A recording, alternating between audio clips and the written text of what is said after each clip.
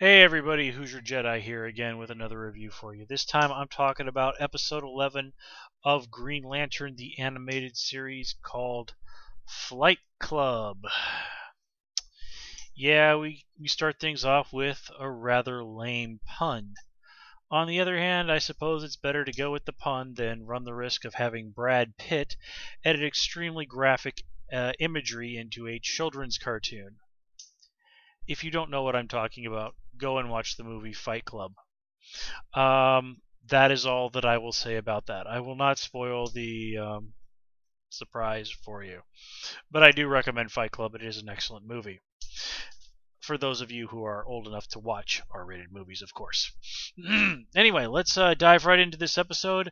Not the strongest episode of the season, but it definitely did have some strong highlights. But overall, I would say that the highlights don't quite make up for some of the shortfalls.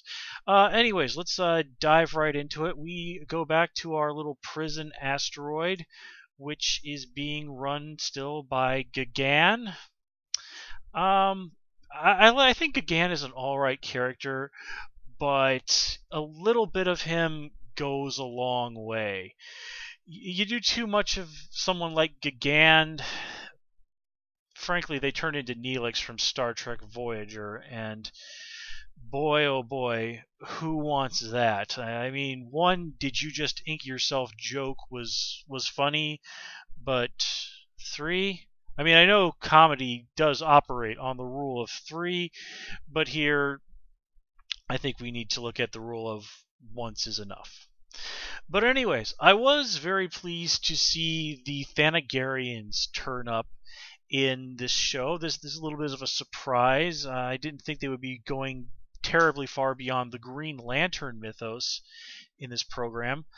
And we also, of course, did get a mention of Nth Metal, something very, very core to the Hawkman, Hawkwoman mythos. And as far as I know, Bithrock, I believe that's the Hawk People pirate leader's name, he's I don't think he's a character from the comics that I am aware of.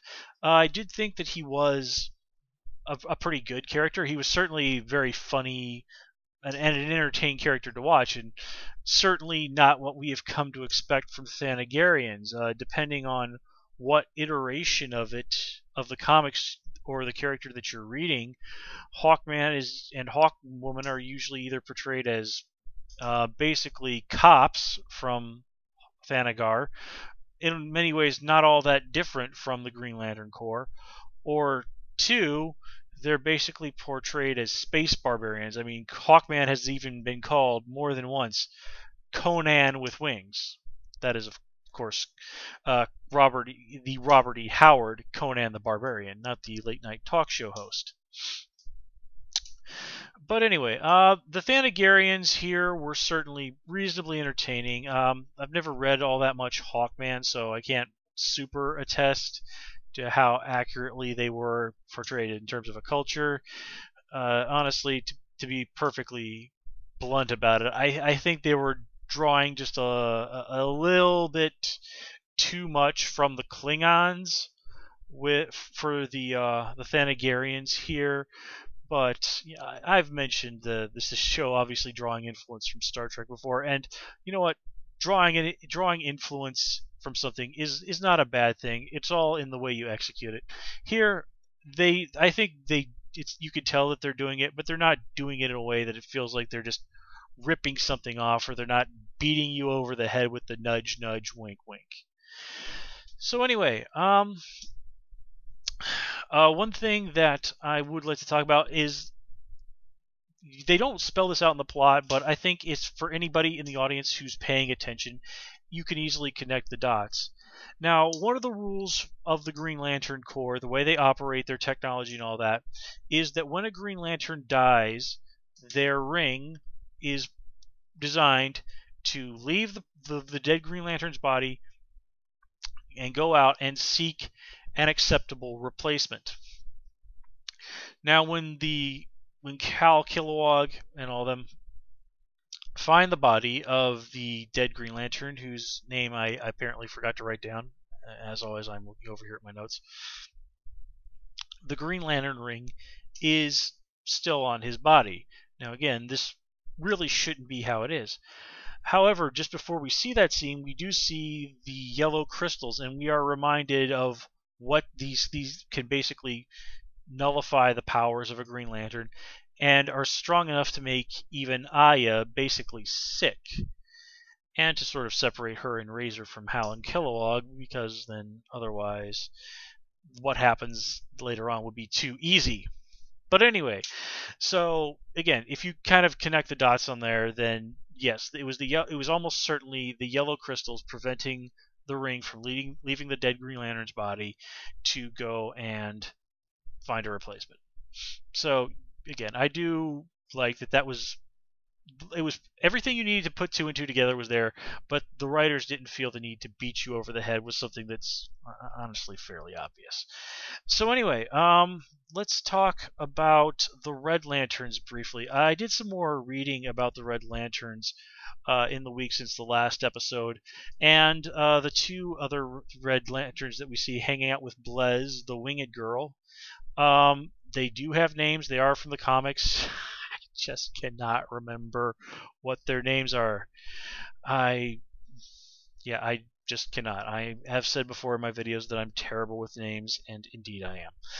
But they are established characters, so I do like that. And here we get a little human moment where they say, I believe it was the Blue Fellow, that if they screw this up, Atrocitus will kill them. And we've seen, Atrocitus has no problem turning on trying to kill Red Lanterns who displease him. Now, granted, Razor has flat out betrayed the Red Lantern Corps, but yeah, it's no surprise that Atrocitus will kill someone for the good old-fashioned "you have failed me." And just seeing that moment of mutually acknowledged fear, it gives us some sympathy for the Red Lanterns, which we haven't had before. Now, I've mentioned Blez before in my other reviews, and how in the comics part of her backstory is that, not to get too deep into it, is that she was captured by some bad guys, tortured, and gang raped. Now, obviously, this being a kids show, they are certainly not going to put that in there. They're just sort of going with the standard, she's one of the survivors of the Forbidden Zone. I hate calling it that. I'd rather just say Sector 666, but okay, let's just stick with the show continuity here. But here we see, like Razor, these Red Lanterns maybe in the back of their mind, maybe regretting attaching their cart to the horse that is Atrocitus. I mean, yes, they have gained power. Yes, they have gained the ability to strike back at the Green Lanterns, at the Guardians, who they blame for destroying their homeworlds, their civilizations, their people. And this is, as we learned last episode, a justifiable grievance. But now, for all the power that they've gained, they are slaves to fear. They are essentially Atrocitus' slaves. They are terrified with him. Even if they wanted to walk away from this, like Razor did, that's probably not in the cards for them. There is no doubt about it that Atrocitus will hunt them down and kill them. So, like Razor, in many ways, they have started down a path that they do not know how to get off of. Razor cannot gain the power he needs to try and make penance without reciting the proper Red Lantern oath about burning everyone. And this is what the negative emotions that we see in the show, rage and fear, and drawing again from the comics, avarice. This is what these emotions do to people. They fool you into thinking that they make you powerful. And in some ways they actually do. But the more you come to depend on that power, the more you enslave yourself to that power. The more you enslave yourself to these emotions. But anyway, let's step away from the heavy stuff for a moment and talk about some of the cool stuff. The extremely cool mind games that Hal plays with Bithrock. We don't really see much of Hal the strategist, Hal the flat out, in this episode, trickster. He plays Bithrock and he plays him masterfully. Again, this isn't really something that we see in Hal in the comics. Frankly, this is something that to me is something that Batman would come up with if this was the comics. But here we see that Hal is the one who pulls this off, and frankly, I think it's great. This very much separates this version of Hal from his comic book counterpart, with whom he has, of course, many parallels. But I like this take on Hal. He's very much more the straight up classic DC Comics square jawed, very moral hero. But he's still got that, jokey Hal Jordan, Han Solo side to his personality that we all love. But by adding this aspect to him, making Hal a thinker, it makes this version of Hal unique. And I really do like that. And frankly, I'm hoping that this is something we see more of because, frankly, given how bad the situation is, straight up heroics are just not going to be enough. It's going to take some clever brain power to overcome these long odds. And of course, the ending of the episode was a little unclear to me as to whether or not Bithrock was still alive. But keep in mind, if he is, he still has the password to the lighthouse. So if the Red Lanterns do manage to get it out of him, the heroes are not out of the woods on the whole lighthouse thing just yet. And just given the way the rules of drama, the way these things sort of work, I really can't imagine that those Red Lantern spaceships are going to stay penned up in the Forbidden Zone very much longer. In fact, I expect them to come pouring out of those asteroids probably within about 2 episodes. And, looking at that chart of all of that and the battle plan and how Appa explained how all this was going to happen, I have to ask, folks, am I the only one who was reminded of the climax to Serenity? Maybe a shout out, maybe an influence, maybe a coincidence.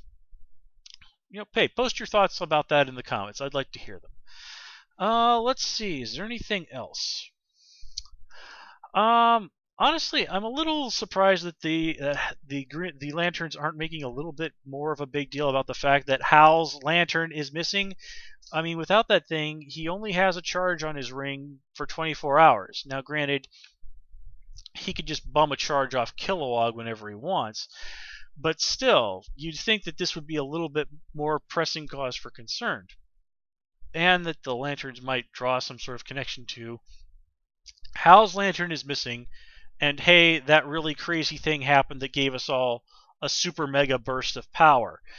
Just not even questioning whether or not those incidents are connected, frankly, it makes the heroes look pretty thick up here. But anyway, yeah, I think that's all I really do have to say about this episode. Again, this is another building episode towards our season climax, which is barreling down the road pretty quick. But it's still a reasonably solid episode. Anyway, folks, that's all I have for this week. As always, please comment, rate, and subscribe. And until next time, take care and have a good one.